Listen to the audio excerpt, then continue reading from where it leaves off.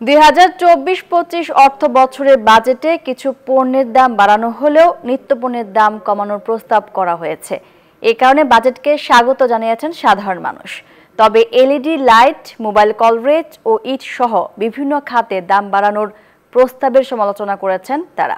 লোক দেখানো ও অপ্রয়োজনীয় বরাদ্দ কমিয়ে বাজেট বাস্তবসম্মত করা হয়েছে বলে মত দিয়েছেন ব্যবসায়ী ও বিশেষজ্ঞরা। প্রতিনিধি ও প্রতিবেদকদের সহায়তায় জাহিদুজ্জামানের প্রতিবেদনে বিস্তারিত। মূল্যস্ফীতির লাগাম টেনে বাজার স্থিতিশীল রাখতে চাল, ডাল, পেঁয়াজ, রসুন, ভোজ্য তেল ও চিনি সহ 30টি পণ্যের কর কমানোর প্রস্তাব করা হয়েছে এবারের বাজেটে। প্যাকেটজাত গুঁড়া দুধ, ল্যাপটপ, কম্পিউটার, নির্মাণ সামগ্রী, রড ও দেশি মোটরসাইকেলের দাম কমানোর প্রস্তাব করেছেন অর্থমন্ত্রী। এসব প্রস্তাবে খুশি তৃণমূলের সাধারণ মানুষ। সরকারকে এ বিষয়ে তদারকি করা, যাতে জনগণ যাতে এর প্রভাবিত না হয়। বিনিয়োগের স্বার্থে সুদের হার কমিয়ে আনতে হবে। চলনচলের জন্য একটা বাজেট রাখা উচিত ছিল, প্রত্যাশা করি। এছাড়াও চিকিৎসা খাতে বিশেষ করে ডেঙ্গু, কিডনি ও ক্যান্সারের চিকিৎসা খরচ কমানোর প্রস্তাবেও সন্তুষ্ট সাধারণ মানুষ। কর্মসংস্থান হবে, এটুকুই আমরা চাই।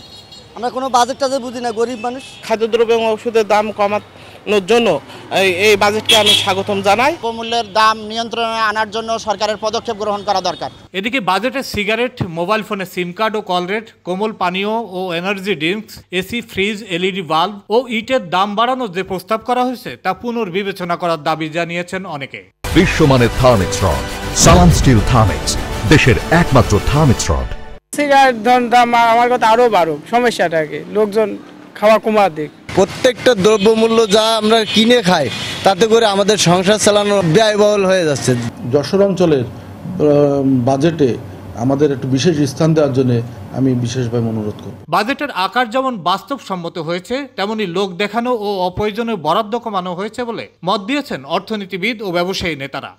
যে বাজেটে যে বড় ধরনের প্রকল্প, সে প্রকল্পের পরিমাণ এবার কম ধরা হয়েছে এবং এবার এডিপি কিন্তু খুব বেশি বাড়ানো হচ্ছে না। বাজেটটা খুব সুন্দর বাজেট, তাতে আমি মনে করি এবার মার্কেটে কোনো খাদ্যদ্রব্যের দাম কোনো প্রভাব পড়বে না। আমি মনে করি এটা গণমুখী বাজেট, এটা আমাদের জন্য ভালো হবে এবং মানুষের আশা পূরণের একটা স্বপ্ন আমি দেখি।